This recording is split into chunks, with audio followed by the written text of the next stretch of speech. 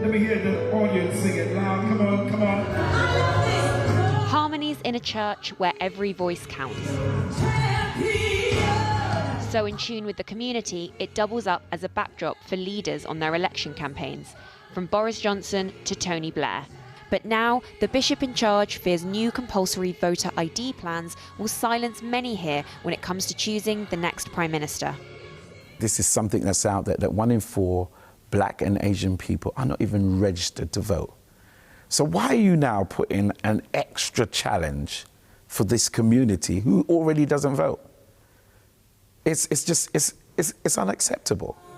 It's the government's solution to the problem of in-person voter fraud, a crime with only 3 convictions in 5 years, out of the millions of votes cast.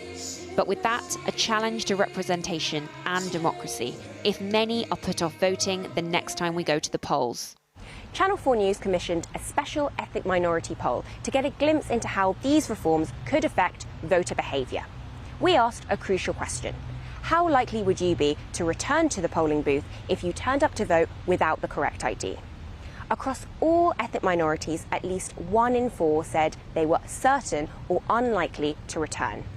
For the mixed group, that's higher at 34%. And for ethnic minorities who say they don't vote or they rarely vote, the number was even higher.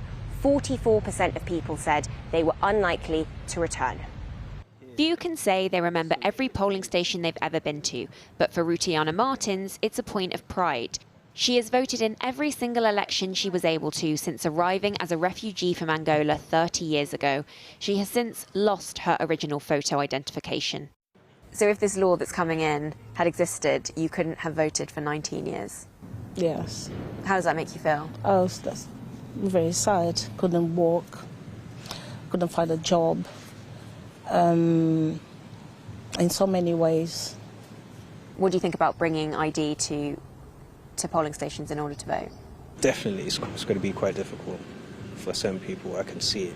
It's not just people like Rutiana who might not have the photo ID required.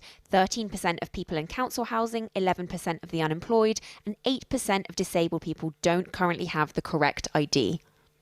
The government says they will bridge the gap. Elections bill, second reading. Ensuring everyone who is eligible to vote will continue to be able to by making free voter cards available through local councils. We need to be able to put in place a scheme that commands confidence, and a scheme that we know will aid people in having confidence in their elections and that we know will not be discriminatory. With the free local voter card, there will be the opportunity for everybody eligible to vote to continue to do so. They believe ethnic minorities were often the biggest victims of voter fraud, and according to their own research, 99% of ethnic minorities have some form of ID they would accept. The government's own research again found that about 42% of the people without the ID will not take it up. Now, this is really very serious. These groups are going to be disenfranchised because they don't take that up, and they'll turn up at the polling station and find themselves unable to vote. This in pursuit of 3 convictions. For Bishop Francis and his congregation, they feel the stakes couldn't be higher. This is something that we're seeing happening in America. We're seeing the same thing happening. They are trying to suppress a certain group of people from voting. There's a lot of laws that's been out there that's been against us, people of color. This is a democracy. Democracy is having people to express their opinion.